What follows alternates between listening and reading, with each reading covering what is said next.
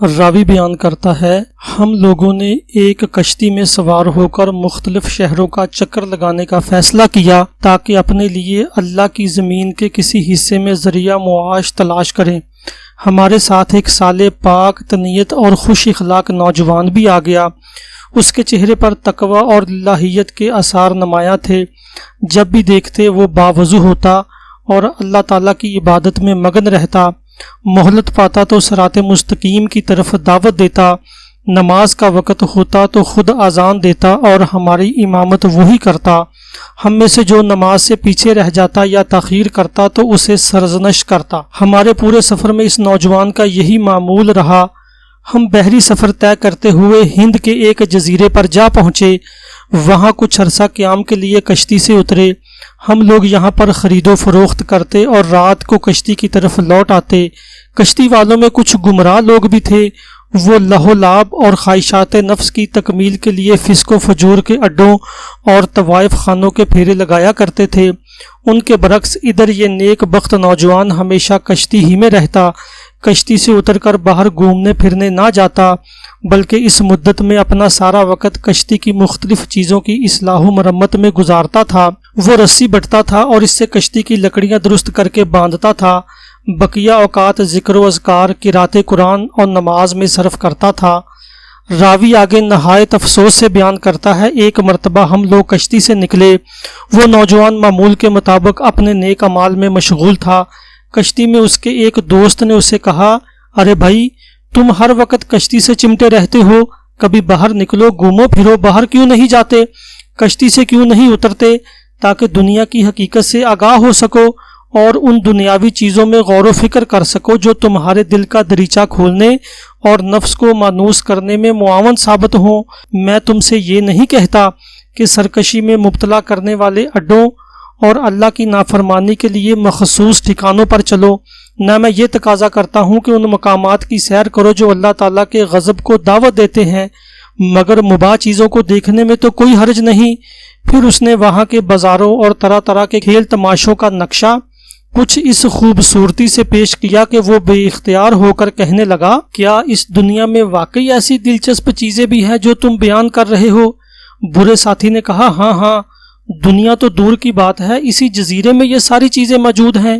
کنویں کے مینڈک نہ بنو، ذرا کشتی سے اتر کر دیکھو، پھر دیکھنا کتنا مزہ آتا ہے اور تمہیں کتنی خوشی نصیب ہوتی ہے۔ سالے نوجوان اپنے ساتھی کے اصرار پر کشتی سے اتر آیا اور دونوں بازاروں کا چکر لگانے لگے۔ چلتے چلتے دونوں ایک ایسے راستے پر ہو لیے جو بہت تنگ اور چھوٹا سا تھا۔ وہ اس راستے پر چلتے رہے۔ راستے کے آخر میں ایک چھوٹا سا گھر تھا۔ برا ساتھی اس گھر میں گھس گیا اور نوجوان سے کہا، تھوڑی دیر انتظار کرو، میں جلد ہی واپس آ رہا ہوں، لیکن خبردار تم اس گھر کے قریب نہ پھٹکنا۔ یہ نیک نوجوان اس گھر کے دروازے سے کچھ فاصلے پر بیٹھ گیا اور ذکر اذکار اور قرآن کریم کی تلاوت میں مشغول ہو گیا۔ زیادہ دیر نہ گزری تھی کہ ایک آوارہ قہقہ گونجا۔ نوجوان حیران ہوا، نظر اٹھائی تو سامنے ایک نہایت خوبصورت لڑکی نظر آئی۔ نوجوان نے اسے دیکھا تو دیکھتا ہی رہ گیا۔ پھر اس کا نفس امارہ حرکت میں آیا۔ وہ آگے بڑھا، دروازے کے قریب پہنچا اور دھیان سے گھر کے اندر کی گفتگو سننے لگا۔ اتنے میں پھر ایک قہقے کی آواز سنائی دی جس نے اس کے جذبات میں ہلچل سی مچا دی۔ اب وہ لپک کر دروازے سے چمٹ گیا اور سوراخ سے جاکا تو ہکا بکا ہو گیا۔ اس کی نگاہ ایسے مناظر پر پڑی جو اس کے لیے بالکل نئے تھے۔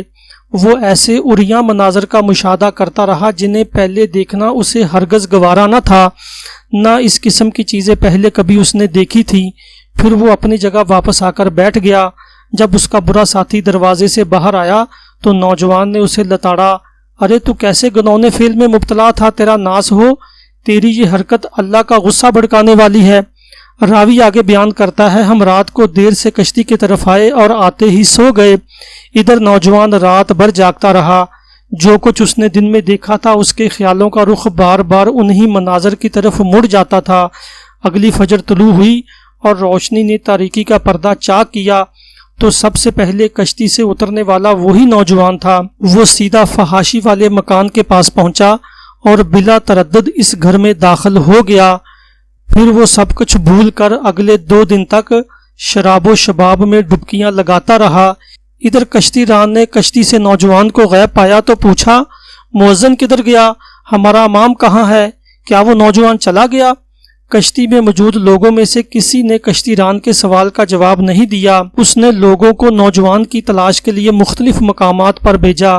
جب کشتی ران کو اطلاع ملی کہ فلاں شخص نے نوجوان کو بہکا کر ایک بدنام زمانہ مکان کی سیر کرائی تھی تو اس نے اسے ڈانٹ پلائی اور کہا، تجھے اللہ تعالیٰ کا کوئی خوف نہیں؟ کیا تجھے اس کی دردناک سزا سے ڈر نہیں لگتا؟ جا اور نوجوان کو جلدی سے جلدی بلا کر لا۔ بہکانے والا شخص نوجوان کو بلانے گیا، لیکن نوجوان نے واپس آنے سے انکار کر دیا۔ اس بہکانے والے آدمی نے اس سے بڑی منت سماجت سے بار بار کہا کہ کشتی کا کپتان تمہیں بلا رہا ہے، اب تمہیں واپس چلنا چاہیے۔ نوجوان نے اس کی ایک نہ سنی۔ اب وہ اس رنگین دنیا سے جدا ہونے کو تیار نہ تھا۔ اس نے واپسی کا ہر تقاضا مسترد کر دیا۔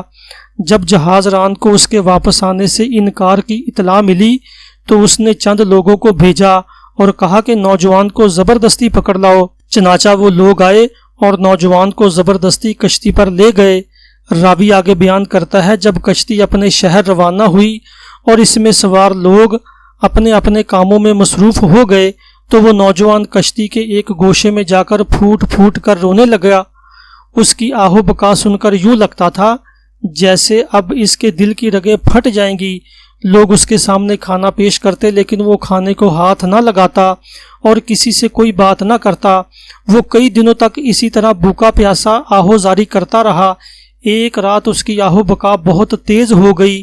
اس کے پھوٹ پھوٹ کر رونے اور سسکیاں بھرنے کی وجہ سے کشتی میں سوار تمام لوگوں کی نیند اڑ گئی۔ بالآخر کشتی ران آیا اور اس نوجوان سے کہا، ارے کیا تجھے اللہ کا خوف نہیں؟ آخر تجھے کیا ہو گیا؟ تیرے رونے دھونے کی صداؤں نے ہماری نیند اڑا کر رکھ دی ہے۔ تیرا ناس ہو، آخر ایسی کیا چیز ہے جس نے تجھے بدل کر رکھ دیا ہے؟ آخر تجھ پر کون سی آفت آن پڑی ہے؟ نوجوان نے انتہائی افسوس کے ساتھ مریل لہجے میں جواب دیا، مجھے میری حالت پر چھوڑ دو، تم نہیں جانتے مجھے کس آفت نے گھیر رکھا ہے۔ کشتی ران نے پوچھا، بتا تو صحیح تجھے کون سی مصیبت لاحق ہو گئی؟ نوجوان نے اپنی شرمگاہ کھول کر کشتی ران کو دکھلائی۔ اس کی شرمگاہ سے نہایت کری کیڑے گر رہے تھے۔ کشتی ران نے یہ گنونا منظر دیکھا تو اس پر کپ کپی طاری ہو گئی۔ وہ بے ساختہ بولا، ہم ایسی حالت سے اللہ تعالیٰ کی پناہ چاہتے ہیں۔ یہ کہہ کر کشتی ران اس کے ہاں سے اٹھ کر چلا گیا۔ فجر سے کچھ دیر پہلے ایک زبردست چیخ نے کشتی والوں کی آنکھیں کھول دی۔ لوگ چیخ مارنے والے کی طرف لپکے تو دیکھا وہ نوجوان موت کے شکنجے میں جا چکا ہے اور اپنے دانتوں سے کشتی کی لکڑی پکڑے ہوئے ہے۔ کشتی والوں نے انا للہ پڑھا اور اللہ تعالیٰ سے حسن خاتمہ کی دعائیں کرنے لگے۔ اس کے بعد اس نوجوان کا قصہ درس عبرت کے طور پر باقی رہ گیا۔